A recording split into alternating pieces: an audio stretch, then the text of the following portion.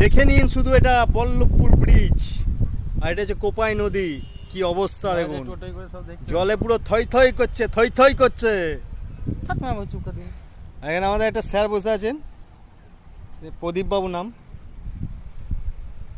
মুখটা দেখে নিন, চিনতে পারবেন সবাই। এক্সিলেন্ট।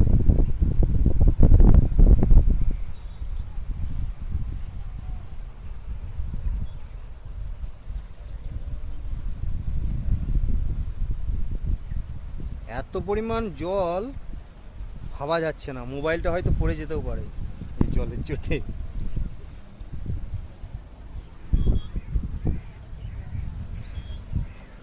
বাপরে বাপরে বাপরে।